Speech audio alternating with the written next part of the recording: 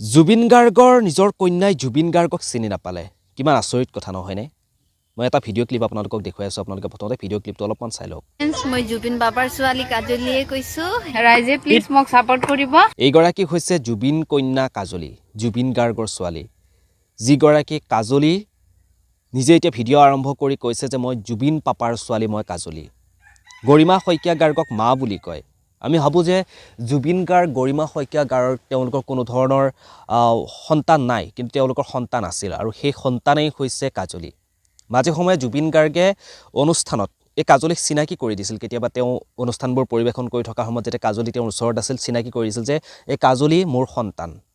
আৰু তেনেকৈ এই কাজলিয়ে জুবিনক পাপা গৰিমা শইকীয়া গাৰ্গক মা বুলি মাতা আৰম্ভ কৰিছিল কিন্তু জুবিন গাৰ্গ হোৱা আজি 100টা দিন পাৰ হৈ গ'ল ৰাইজে জুবিন গাৰ্গৰ সুখ ইমান সহজত পাহৰিব নোৱাৰে আৰু এতিয়া সেই কাজলিয়ে কি কৰিছে তেওঁ পিকনিক খোৱা আৰম্ভ কৰিছে এতিয়া বহুতে ক'ব বিচাৰিছে যে কাজলি এগৰাকী সুবিধাবাদী কাজলিয়ে জুবিন গাৰ্গৰ নাম লৈ ব্যৱসায় কৰা আৰম্ভ কৰিছে এতিয়া ইউটিউব চেনেল খুলিছে ইউটিউবৰ পৰা কাজলিয়ে টকা পাব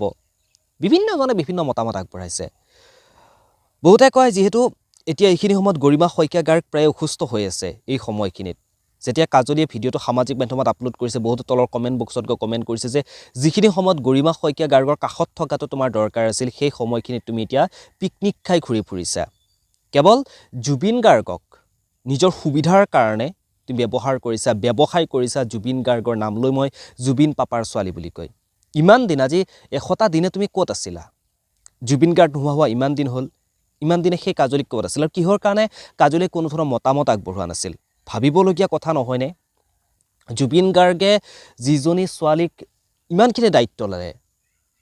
নিজৰ সন্তান বুলি জুবিন গাৰ্গে পৰিচয় দিলে সেই কাজলিয়ে কিন্তু কোনো ধৰণৰ মতামত আগবঢ়োৱা নাছিল আচলতে মই যিমানখিনি কথা গম পালোঁ যে সেই কাজলিয়ে তেওঁ মিডিয়াৰ পৰা আঁতৰি থাকিব বিচাৰিছিল একেবাৰে সাধাৰণ ঘৰৰ এজনী ছোৱালী কাজলি চেপনত ঘৰ সেইগৰাকী কাজলিৰ তেওঁ মিডিয়াৰ পৰা আঁতৰি থাকিব বিচাৰিছিল আৰু মিডিয়াৰ পৰা আঁতৰি থাকিয়েই তেওঁৰ আমি যি সুখ পাইছোঁ প্ৰত্যেকজন জুবিন অনুৰাগীয়ে যি সুখ পাইছে তাতকৈ আৰু অধিক সুখ পাইছে সেইগৰাকী কাজলিয়ে অনুমান কৰিছোঁ কাৰণ জুবিন গাৰ্গক তেওঁ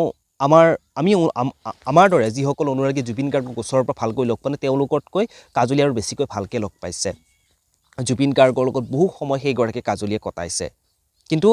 যিহেতু একেবাৰে সাধাৰণ ঘৰৰ তেওঁ এগৰাকী ছোৱালী এই মিডিয়াৰ পৰা তেওঁ আঁতৰি থকাটো বিচাৰিছে কাৰণ আজিকালি গমেই পায় বেছিভাগে মিডিয়াও তেওঁলোকে TRPৰ কাৰণে বিভিন্ন ধৰণৰ খবৰবোৰ কিছুমান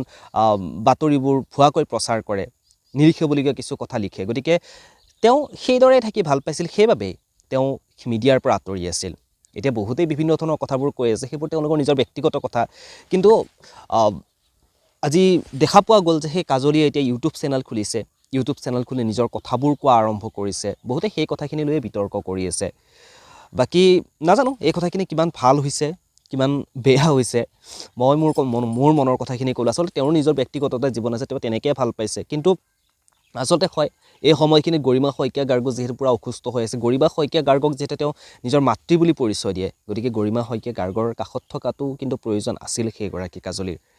বাকি আপোনালোকে কি ভাবে জনাবৰ কাৰণে একেবাৰে নাপাহৰিব বহুতে কৈ আছে যে সেই জুবিন গাৰ্গকে নিজৰ সন্তানে চিনি নাপালে কেৱল জুবিন গাৰ্গৰ নাম লৈ ব্যৱসায় কৰাহে আৰম্ভ কৰিলে